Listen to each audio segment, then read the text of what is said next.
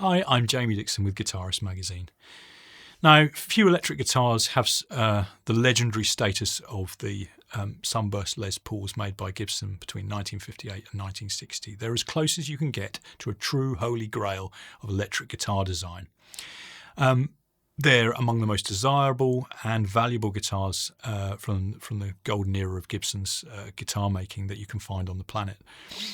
There weren't all that many of them made. In fact, they weren't tremendously popular when Gibson first brought them out. It was only in the mid-60s when players like Eric Clapton started adopting them that they acquired growing popularity that has snowballed until the present day, until they're worth hundreds of thousands of pounds for the nicest examples.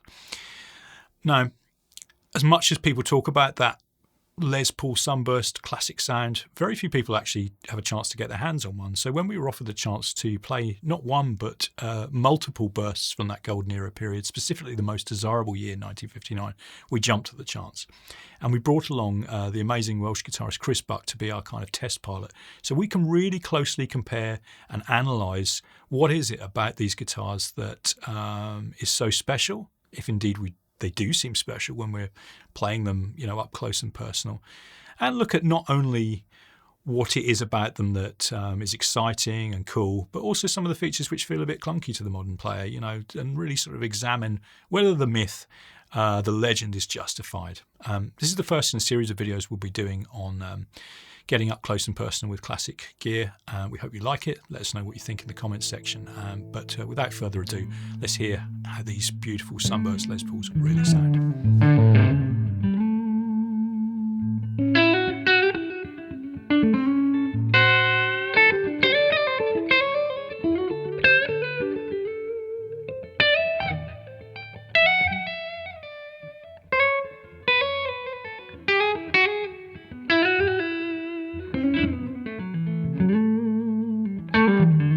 So a Les Paul was the first guitar it wasn't my first guitar, but as soon as I kind of knew which path I was going down, I had a Telecaster, I had a Squier Telecaster, and then really latched on to Guns N' Roses and Slash in particular in a big way. So the Les Paul was kind of dream guitar. So I had an Epiphone for a brief period, and then it was agreed that as long as I actually worked my arse off for my GCSEs, and I went half with them, I could get a Les Paul for my passing my GCSEs present, I guess. In actual fact, they relented and gave it to me on the day of my last exam, just as an incentive not to balls that one up, I guess.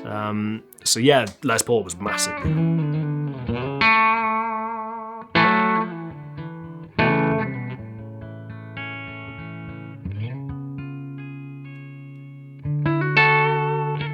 Experience with these kind of incredible things, it sort of brought me back around as to, I guess, what a Les Paul should sound like. Growing up, I had a 2001 Standard that, don't get me wrong, is a fantastic guitar, but I kind of did everything in my power to avoid the neck pickup just because it was kind of Mud City. 300k pots and particularly muddy sounding pickups in it, and then suddenly having access to these, you think, that's what they meant to sound like. It's kind of like a Telecaster on steroids, I guess, is the phrase which gets bandied about a lot. You read loads of articles and you think, how much of this is like hyperbole? Are they that good? Yes, I think they are, to be honest with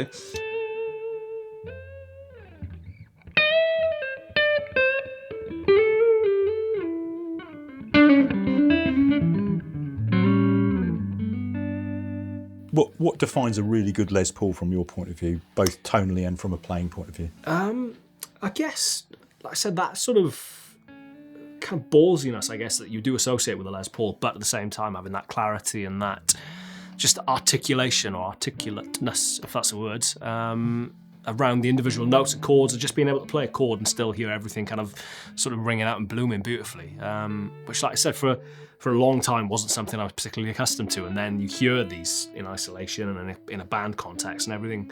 I guess the kind of case in point being the Blues Breakers record was a massive one for me when I was a kid, Stepping Out in particular, and just listening to that and thinking, right, that's a kind of a bridge pickup on a Les Paul, and then suddenly having experience, it's kind of like, maybe that was actually the neck pickup. Suddenly there's that warmth and there's that kind of, you get that bite, but you get that sort of ballsiness to it as well. And you think, right, that might have actually been the neck pickup, and it's totally just transformed my expectation of what a Les Paul sounds like.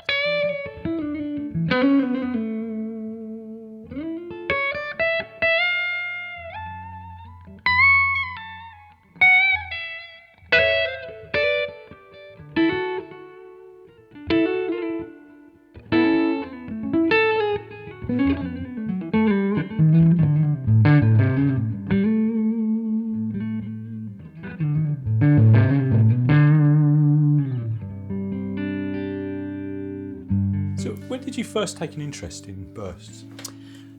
Probably in the mid-70s, were interested in Pink Floyd, started to get interested in Led Zeppelin and Genesis, and I saw Snowy out playing a gold top, and he said, "Oh, this is really expensive. I have to book my own seat on the aeroplane." I thought, bloody hell, what is this thing then? And around the same time, Steve Hackett I saw playing one, and I started reading, and I thought, ooh, late 50s Gibsons, interesting. Of course, did some research on Jimmy Page, and he had his famous #1 burst, and I like fantastic tone. And it's just when I started to play the guitar, started a band when I was in Cardiff University in 1979 with some friends. I started getting interested then, I suppose, but then it sort of built up until about 1988, where 88, 89, I'd heard of Vintage and Rare Guitars, and it was in Earl's Court then. And I said, well, originally I wanted a gold top like Steve Hackett's. That's what I wanted. And he said, well, I've got this 59 Les Paul Standard. I said, oh, I don't want one of those. I said, well, if you want it, it's $5,000. Sort of kicking myself ever since. But that sort of sowed the seed. And then a couple of years later, of course, as we were talking just now, Gary Moore brought his blues albums out, and I started to get obsessed. Hence the magazine, hence the elbow from Elizabeth saying, look, you get obsessed with this, you've got to sort it out one way or another. Either buy one or just stop it, And so I got in touch again with Vintage and Rare, and got the Granger burst. This is arguably my favourite guitar I've ever played in my life, I think. So I'm going to put in an offer of 14 quid and whatever is in my pocket. This is the Granger burst, I do believe. Andrew refers to it as so named because it belongs to Gary Granger, obviously a famed session guitar player. It's just a phenomenal guitar. I think everything about it is just the kind of epitome of cool, down from the kind of the Wolverine-esque gouges underneath that pickup. The fact that obviously the colour wore away at some point, I guess, and someone seemed to try to fill it in with lipstick. Just everything about this guitar is just the epitome of cool, and couple that with the fact that it just plays and sounds absolutely incredible. It's really, really good guitar.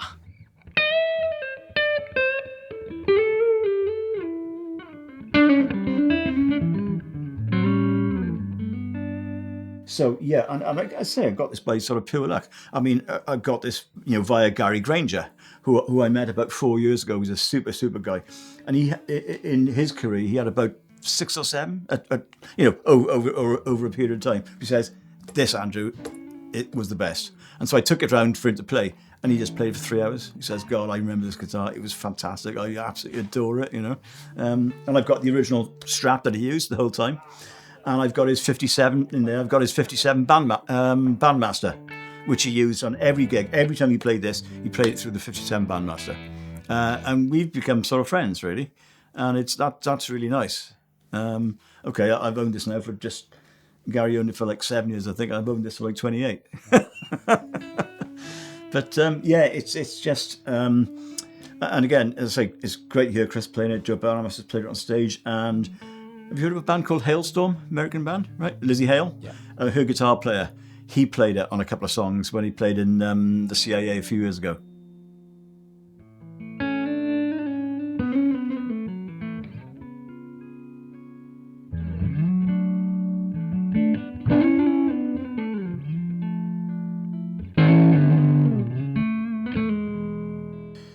I think Chris alluded to earlier, you put your fingers... your hands up and down the neck. The neck profile is spot on because it's really, really worn. I don't know, it feels like silk when you play it. It's just so easy to play. Stays in tune fantastically well. When you bend these, there's no effort involved. It's got the right amount of resistance and the right amount of smoothness. And then when you plug it in and you get the tone coming out of it, it's a different sort of level again, really.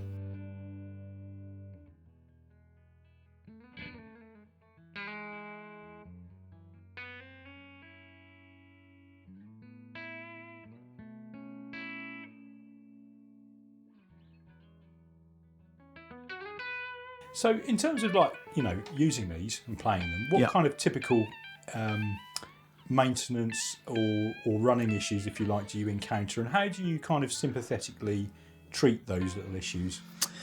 One issue, which you've heard this morning, is one of the volume pots is always crackling.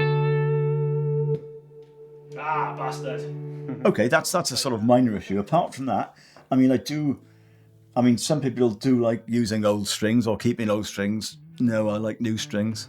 I mean, you know, if I play this for, like, say, a week or 2 weeks, strings need changing. So that's easy maintenance.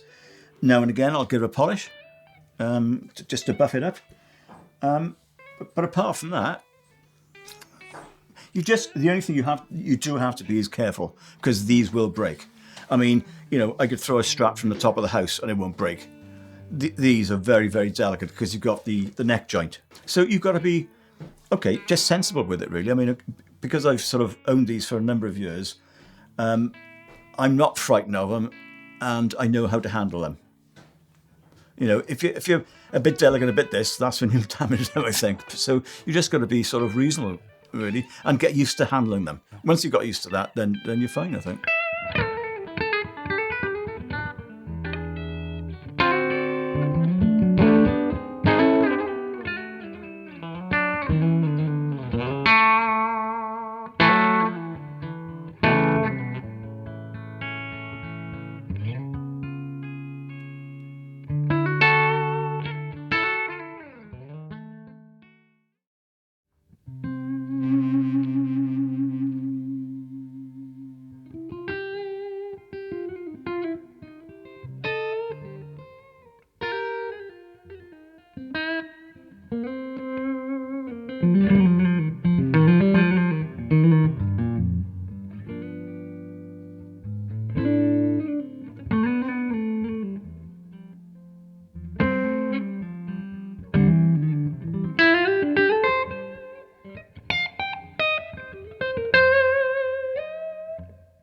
Let's turn our attention to the Minnesota Burst. Yeah, here. sure. I mean, the first thing you notice about that guitar is that the finish, the original Sunburst finish, the colour of the edges of the burst is a lot stronger still than the other guitars that we looked at today. Yes, certainly.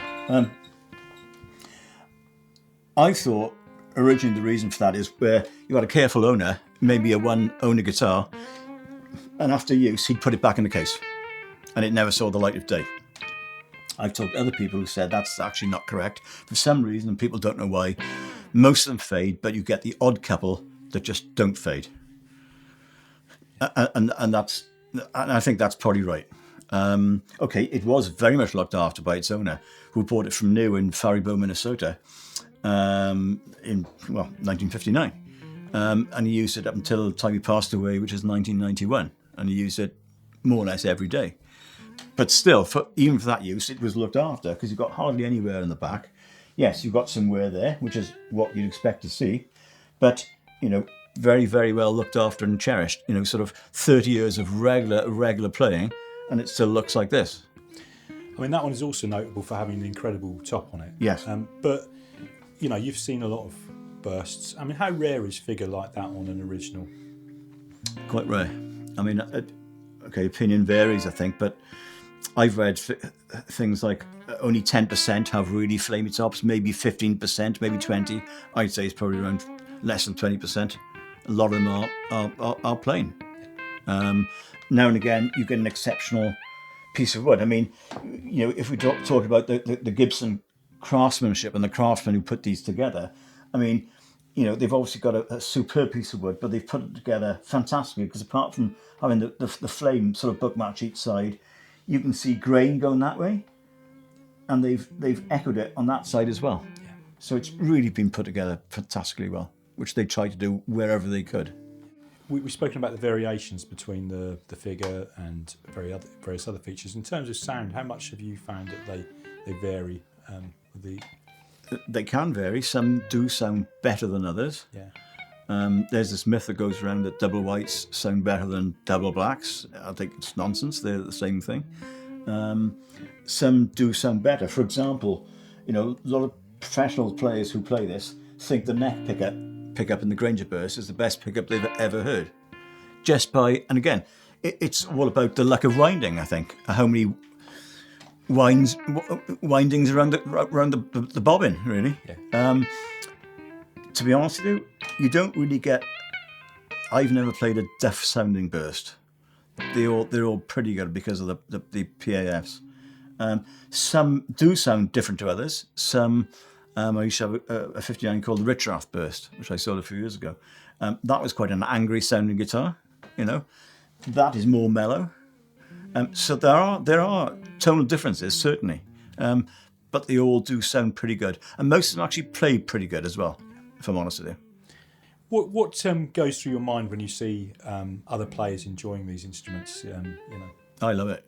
I absolutely love it. I mean, it's as I was saying, a lot of these guitars have been, excuse me, shut away for a number of years, and to hear really top quality players playing them, I just think it's fantastic. To hear them, to stand. I mean, for example, when Joe Bonamassa played this in the CIA, because of the layout of the CIA, we've all been there. You can walk around various parts and you can hear the guitar from different angles, and it's just fantastic. I love it. I can't get enough of it.